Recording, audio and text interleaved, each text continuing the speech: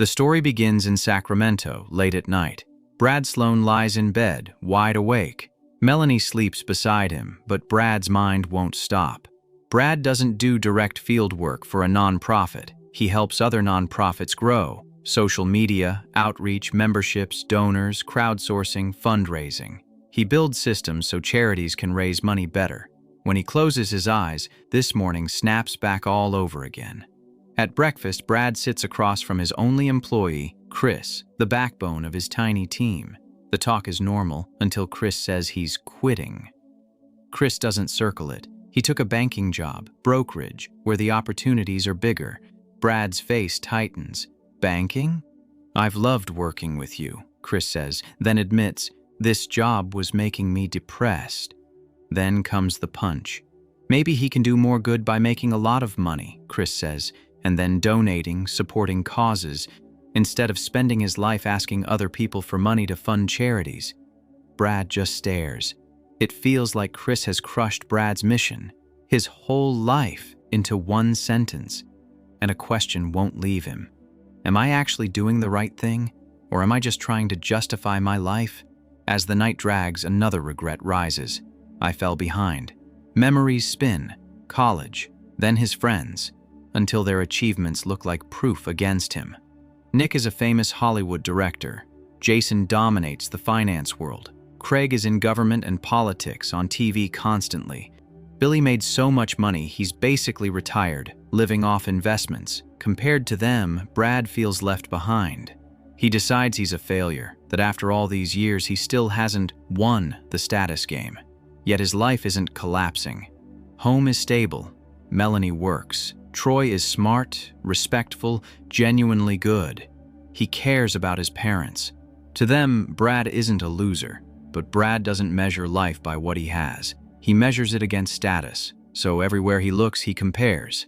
The next day, Brad and Troy fly to Boston for Troy's college interviews and campus tours. At the airport, they sit in father-son silence.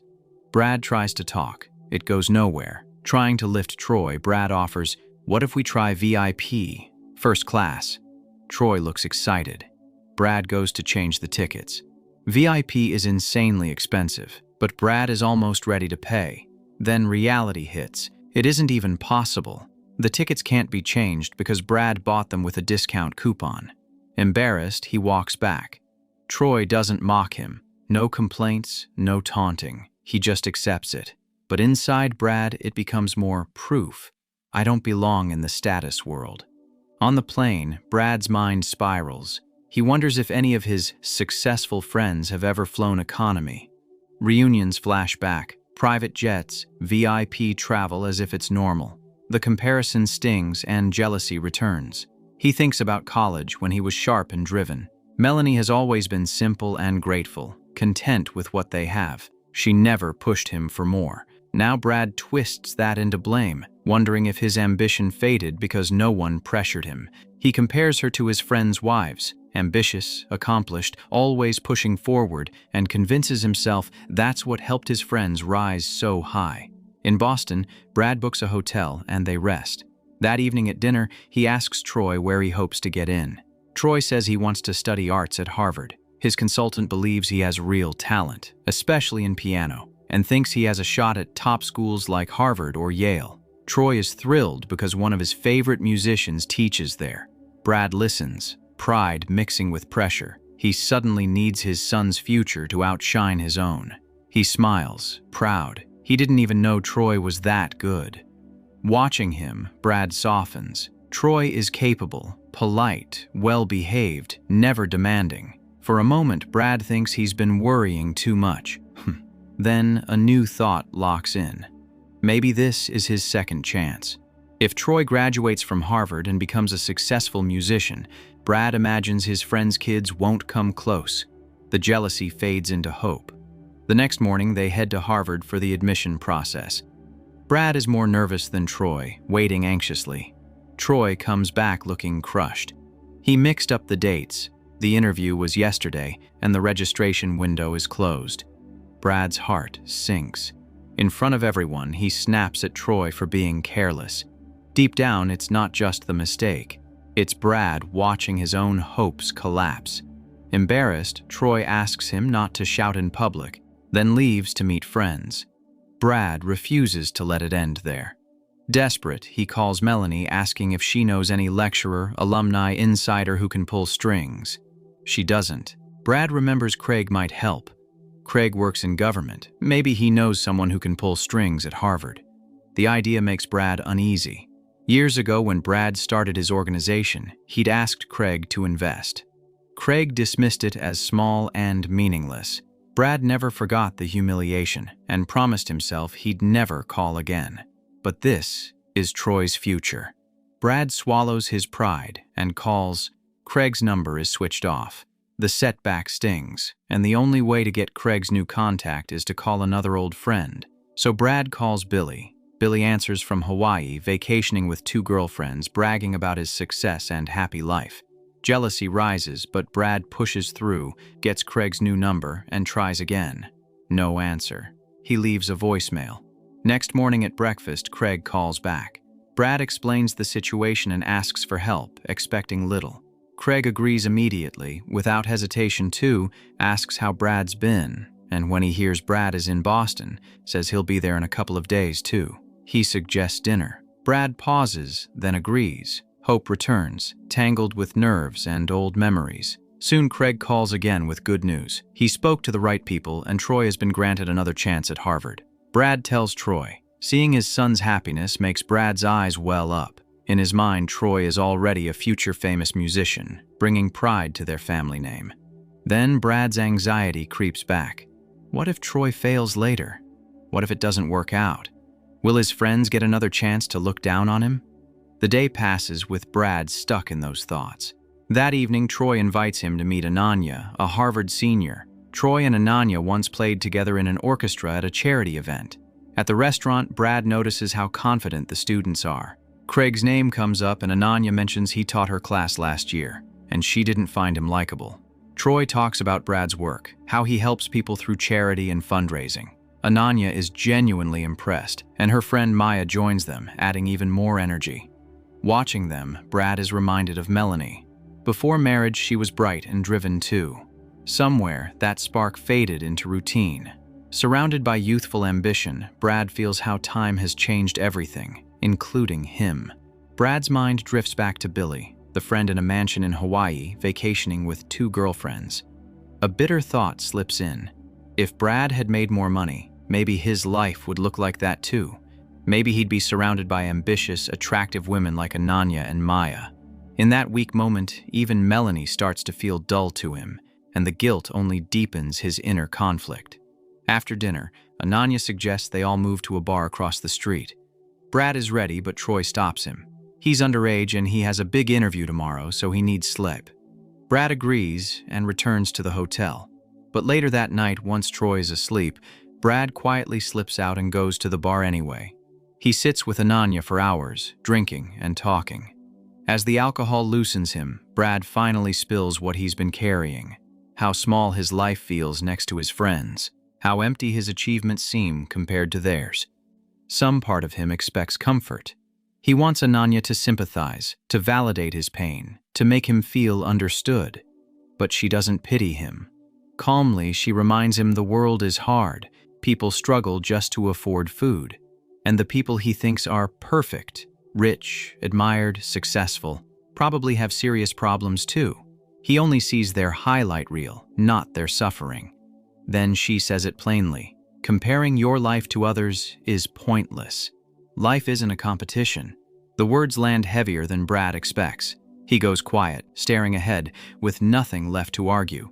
Before they part, Ananya invites him to her upcoming orchestral concert. A small gesture, but it sticks with him. The next morning, Brad takes Troy back to Harvard. While Troy interviews, Brad calls Melanie and updates her with every detail. When Troy comes out, he looks confident and relieved. He says the person Brad reached out to clearly helped. The interview went smoothly and he feels like he made a strong impression. Brad is genuinely happy, almost settled. Still, Troy stays practical. To be safe, he decides to apply to another university too, the one Brad attended years ago. While Troy explores, Brad steps into a building to meet his former supervisor. That's when he learns the professor has passed away. the teacher who once inspired Brad to start his nonprofit work. The news hits hard, like losing a piece of his own past. For a moment, Brad wonders if his old friends never told him because, compared to them, he never became important enough. The thought hangs on him. That evening, Brad dresses to meet Craig for dinner. At the restaurant, he's seated at a cramped table right beside the kitchen. Noisy, crowded, uncomfortable. Sitting there amid clattering dishes and loud voices, it feels symbolic. Even now, Brad still feels out of place, waiting to see what this reunion will do to what's left of his pride. Craig arrives and the waitress treats him like a VIP, switches him to a better table and offers a special drink. Brad notices, feels awkward, and stays quiet until she leaves. Brad thanks Craig for helping Troy get another chance at Harvard, then asks about their old friends. Craig laughs and shatters the fantasy. Their success, he says, is mostly for show. One is nearly headed to jail over tax issues. Another is dealing with a medical emergency involving his child. Billy, the guy bragging from Hawaii, lost badly in investments and ran off to escape the mess. Even the private planes they boast about aren't theirs. They're misused company assets, not personal luxuries. Then Craig points to himself and claims he's the only one who's truly successful. It hits Brad hard. His whole mindset flips. He suddenly sees his life isn't broken. He may not be rich, but his home is peaceful. He's debt-free. Troy is healthy, respectful, and kind. And his small nonprofit has kept running for years, quietly helping people without noise or showmanship. Brad feels foolish for chasing status, pushing Harvard so hard, begging help from someone he never truly respected. Craig still hasn't apologized for the old insult, and even now he keeps calling Brad's work small and insignificant. This time, Brad speaks up. Calmly, he tells Craig that maybe, by Craig's standards, he isn't successful. But he still cares about people. He sees humans as humans, not status symbols. And in his simple life, he's content. Craig falls silent, caught off guard right then. For the first time that night, Brad feels grounded. Brad leaves without staying for dinner and goes straight to Troy to watch Ananya and Maya's concert. Troy is surprised Brad came back early. Brad simply says being with him matters more. As the music fills the hall, Brad grows emotional, realizing how much he has to be grateful for. Troy notices, but stays beside him. Later at the hotel, Troy says he's decided not to go to Harvard. Visiting Brad's old school Tufts felt different. The campus felt right, the teachers kind, the students friendly, the environment comfortable. Brad doesn't object. He just wants Troy happy. Then Troy asks if Brad is going through something. Brad admits the truth. He's been scared of how others see him, afraid they'll think he's a failure. Troy says he used to feel that way too, but learned most people are too busy to care. Fear of opinions is pointless. The only ones that matter come from people who genuinely love you. For Brad, that means his family. When Brad asks what Troy thinks of him, Troy answers instantly. He loves him. It breaks something open in Brad, and he gets emotional. Lying in bed, Brad thinks about how he and Melanie raised such a thoughtful, kind, intelligent son, and wonders why he ever compared his life to anyone else. He already has love, stability, and meaning. And finally, Brad accepts the truth. Life is not a competition. It's meant to be lived, appreciated, and felt, one grateful moment at a time.